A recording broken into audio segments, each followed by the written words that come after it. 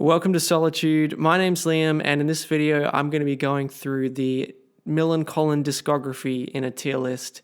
And I know I normally do Australian music, but I want to start branching out a little bit and doing some of my favorite bands from overseas as well. Millencolin happens to be one of them. I feel like they have a really interesting discography that goes up and down a lot, and I have a lot of varied opinions of their albums, although they are one of my all-time favorites, as I mentioned before. So let's go straight into it, starting off with their first album, Tiny Tunes, or Same Old Tunes, as it was renamed to.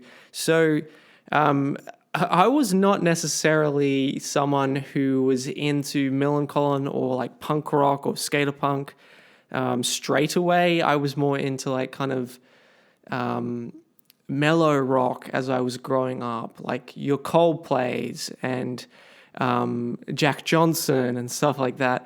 But as I began to be more mature, I started getting into a little bit more heavier stuff. And Millencolin was one of the gateway artists for me towards that sort of genre. And I wasn't introduced to their early work first. I was kind of introduced more to like their middle work. So I later went back and started listening to their older stuff. And to be honest, with Tiny Tunes, I wasn't really drawn to it a whole lot to start off with. As I've gone back and listened to it multiple times, especially just some of the songs I like on there, I guess I've grown to appreciate the album on a whole a little bit more. So I quite like some of the songs on here. I quite like the singles like Dust Strike with the saxophone solo, which is awesome. I think the song Leona is a really great punk rock song. It's just a good example of a Millencolin song about a very basic concept, but an effective, catchy way of delivering that. I also really like Mr. Clean for the same reasons. I think that's a great song. And as far as other deeper cuts in the album go, I'm not really into a whole lot of them. I don't mind the song Dance Craze, which shows up on some of their set lists, even to this day still, which is pretty cool. And I really like the fact that Millencolin still play a lot of these older songs in their new set list. So, I mean, overall, I think that this album, look, it's a debut album from a pretty immature band at this point in their lives. So I think they were only maybe, just turning 20 when this album came out. The content is obviously not that mature. It's quite cheesy and corny in parts. But, for a debut skater punk album, it's pretty good. I'm going to give it a C. All right, let's move on to their next album called Life on a Plate. And this is where I think they started kind of getting a little bit more momentum going in their songwriting. Obviously, it's still slightly more on the immature side, but I think a little bit more likable in its delivery. So I really like the opening track, Bullion. That's obviously one that still gets played a lot in their set lists to this day. It's just really cool and interesting how when Nicola sings this song in the recording, how it's kind of just him musing about his thoughts and ideas. And as Millencolin progresses as a band, that's something that we really get to see a lot more of in their content. And I think this is probably one of the first songs that they had success with, where they went with that sort of idea. I also like a lot of their other singles on the album, especially the more serious ones, where I think that they had their first kind of go at making more serious content, like Olympic and Friends Till the End. A lot of these songs, as I mentioned before, still show up in set lists, which is really cool, especially like Olympic and Bullion. Move Your Car, kind of cheesy. I think, if I'm not mistaken, that one might have been written by Matthias Farm, which is interesting to see that they were kind of branching out a little bit more with the other members of the band, doing some stuff as well. Story of My Life is a really cool single. Can't go past that one. And a couple of other songs that went singles that I quite like are Volcaneers and Soft World. And just overall, though, I think that this album improves on same old tunes. And it's just more mature slightly, and it probably sounds a little better. I think Tiny Toons, the recording was pretty rough. I think they probably had a little bit more money here, and they just had it sounding a little bit more professional. And for that reason, I'm going to give this a B. All right, let's move on to Four Monkeys. And this is their third album, obviously. And I think, in my opinion, this is probably the spot where Millencolin found like the ultimate sort of position where they were doing the best of their punk rock stuff and the best of their kind of more ska skater punk stuff as well. There's still a bit of both in there. And what's really interesting is the title track called Puzzle, which is a song that I really love on this album, kind of addresses that. And there's a line in there where they say something along the lines of, these songs will be more poppy and pushy, but it'll still be like a soft core at its best, and there'll be not so much ska, but a little bit in there. You should really listen to the lyrics in that one if you're interested in what I'm talking about there. But overall, with the album Four Monkeys, I have to say that pretty much every song, maybe apart from a couple on this album, is just great. It's a great album. It's a great Millencolin album. It's a great punk rock album.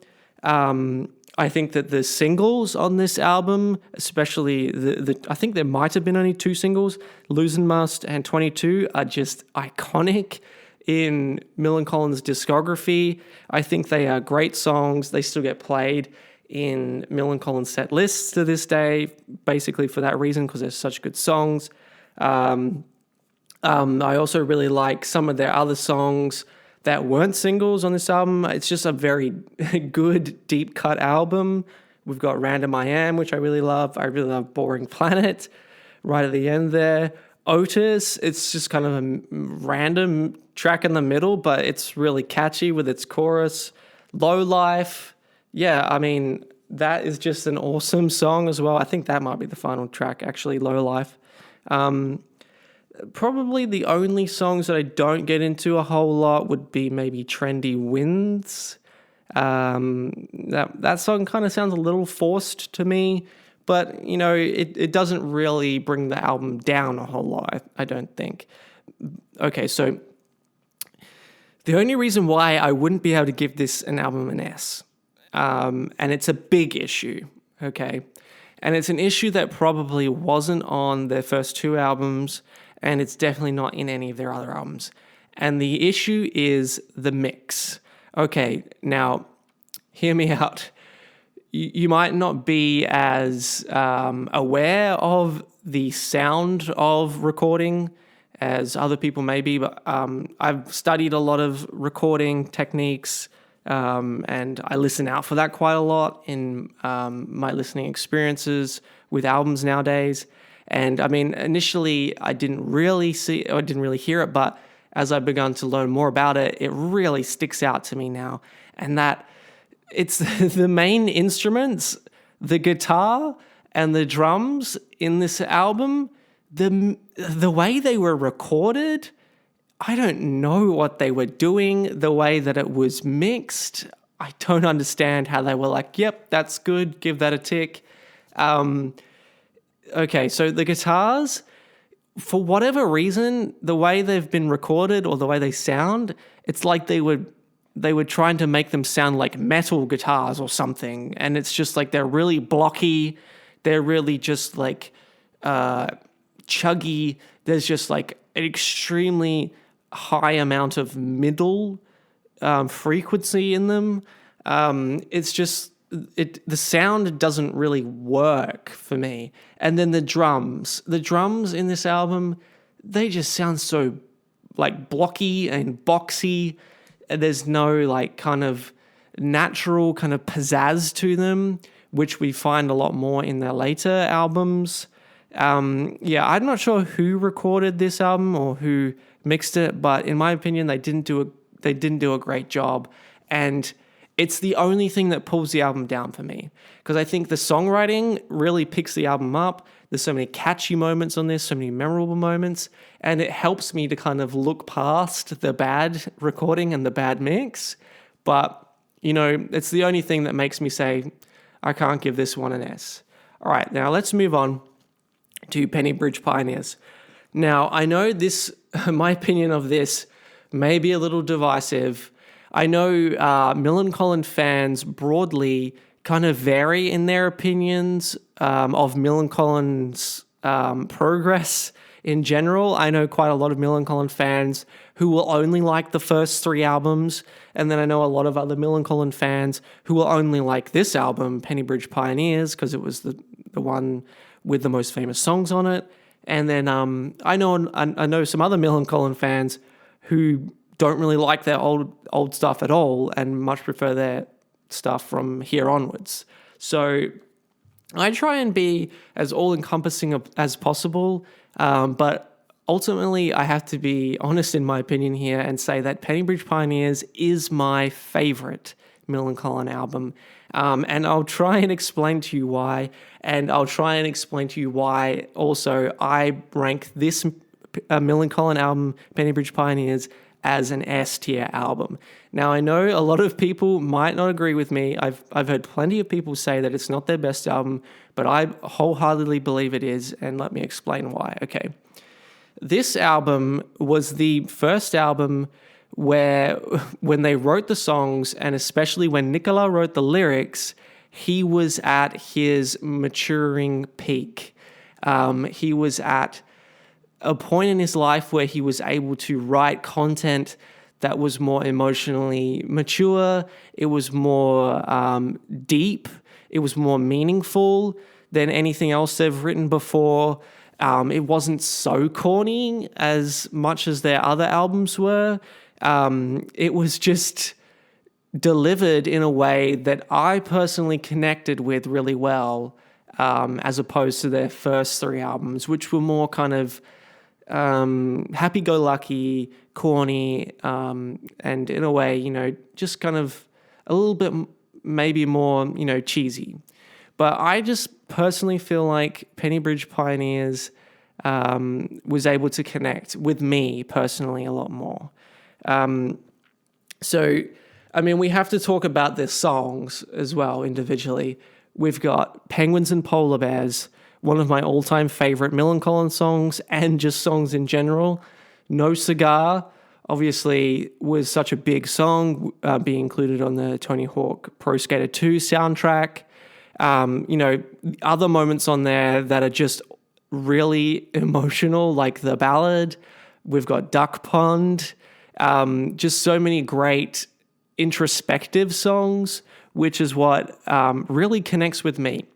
And then we've also got the other side of Nicola as well, where he kind of muses about his ideas and about things he likes, which he did previously on Four Monkeys and Life on a Plate quite a lot. But he does it in a way that is, in my opinion, a little more creative, like with the song Material Boy, where he just kind of talks about how he likes to go shopping.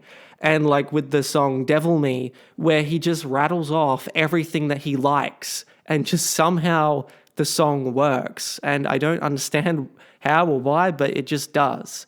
And to me, I feel like the singles on this album just have a little bit more staying power than the singles in the older ones. I honestly don't dislike a single song on this album. I think every song here is great. And for that reason, and for the reasons which I already mentioned, I give this album an S for super. All right, let's move on. Now we're going to Home From Home. And I should have mentioned also in Penny Bridge Pioneers, I know a big reason why a lot of people don't like it as much as I do is that it was arguably a little less punk and a little less skater punk, and it was more kind of on the rock side. I still class it as a punk or a skater punk album. Maybe it was a little bit more of like a pop punk album, which I'm fine with that description. But I guess that can be a reason why some people didn't like it as much. To be honest, I don't care. Like, if they want to make something slightly more poppier or slightly more rockier, whatever, that's fine with me. as long as the delivery is good. And now that brings us to Home From Home, which is definitely more of a rock album. It's not as much of a punk album. I think here they were trying to gain more influence from bands that were having a lot of success in the rock scene at that time, like Foo Fighters, and it kind of comes through in the delivery of their songs, like their lead single, obviously, Kemp, which is in no way a punk song. It's definitely a rock song. I think it's a great song. It's really interesting how we hadn't really seen this side of Millencolin before, and especially Nicola before, where he's expressing like almost hatred in this song, and his delivery is great. You know, you can kind of feel like the anger coming out of him in this song. Other songs that I really like are Black Eye, which is definitely more of a rock song, and also what else do I like on this album? Well, I mean, to be honest, not everything, but I think some of their kind of more punkier songs, like Botanical Mistress, are nice. I like Afghan. These aren't necessarily the singles or songs that really stand out to people, but I don't know, they're just the ones that I like. Happiness for Dogs, I guess I don't mind that song. And all these songs are kind of more on the rock side as opposed to the punkier side. But for me, I feel like they weren't at their best here. I feel like, yeah, they were trying something different. It didn't really have as much of an emotional connection and an emotional delivery and drive as Penny Bridge Pioneers did, in my opinion. And for that reason, I think that I would have to ultimately give this a C. So I don't think this is a bad album. It's not one that I go back to a whole lot. I like some of those singles and some of the songs, but it just doesn't really stick out in their discography as much as other albums, in my opinion. All right, let's move on to Kingwood. Now, this album and Home From Home have a lot of similarities.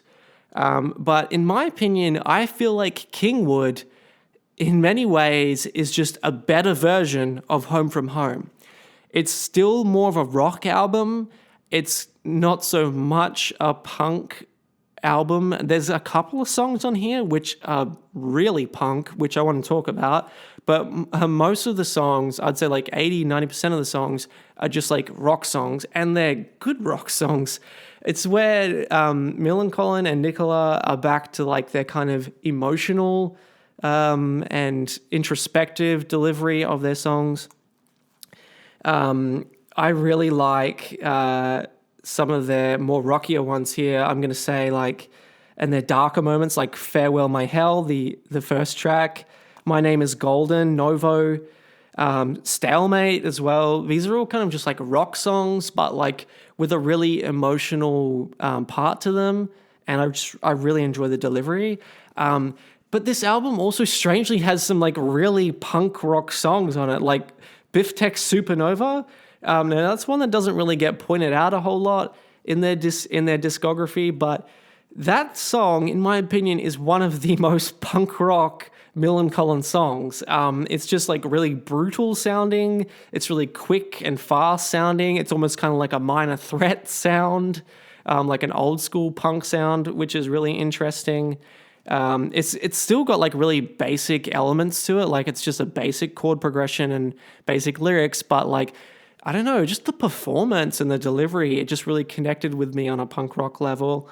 I also really enjoyed the song Moose Man's Jukebox. Strangely, it's another one that's just kind of in the middle of nowhere in their discography. It's like not one that gets pointed out a lot, but it's really interesting how Nicola was able to make a song where the entire premise of it is just him rattling off the names of other songs he likes. And he was able to make that into the lyrics of a song. Like, I don't know how he did that, but he pulls it off in some way. It's really strange.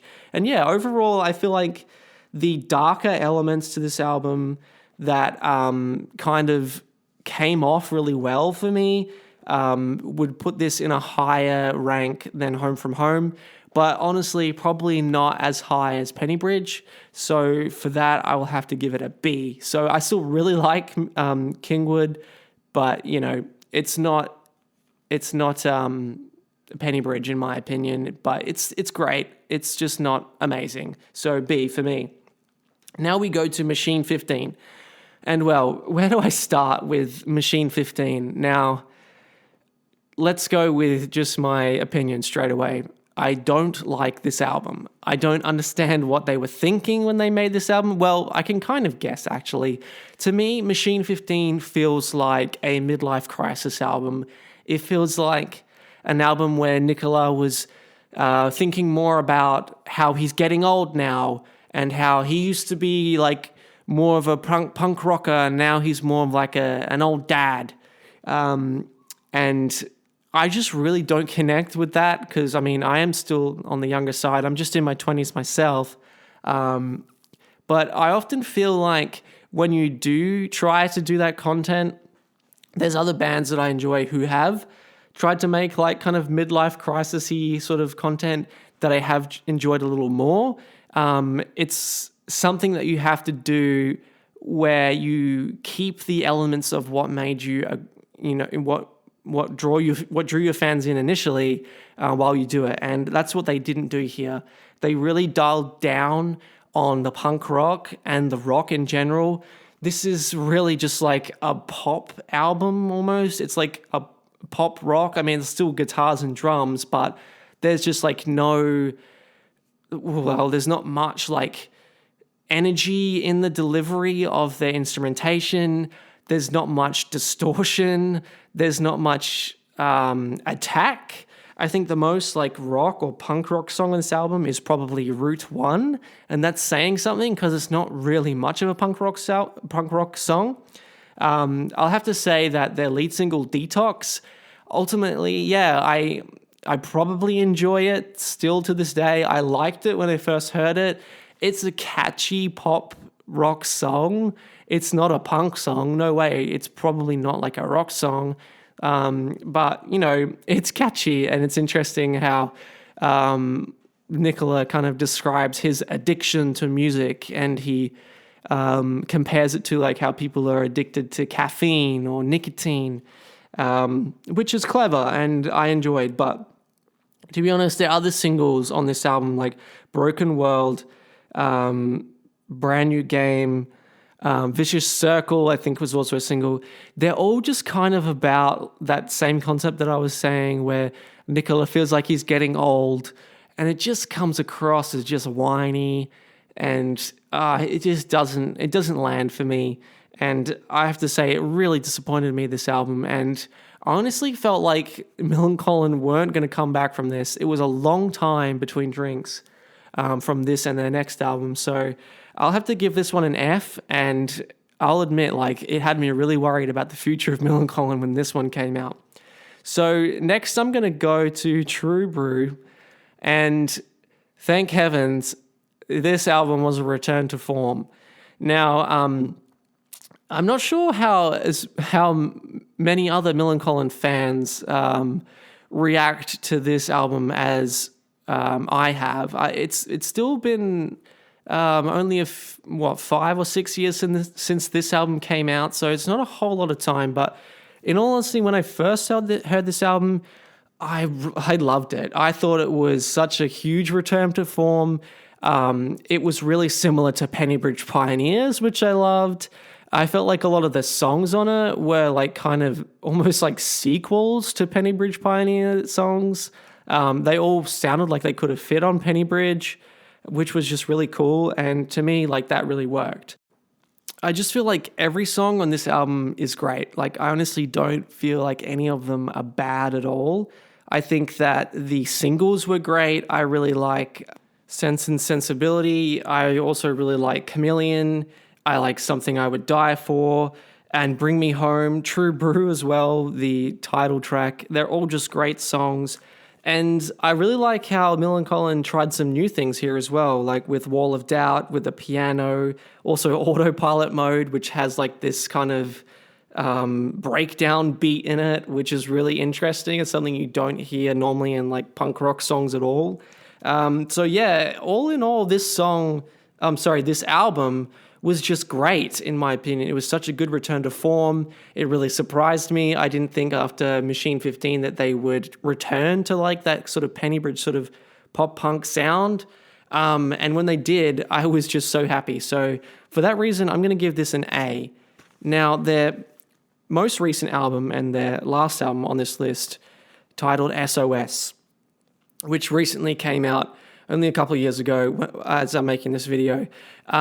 Look, I've heard some people say that they like this album more than True Brew, and that they like it a lot. Look, I don't feel like this is a bad album. I just honestly don't agree with the first thing I said, that it's better than True Brew.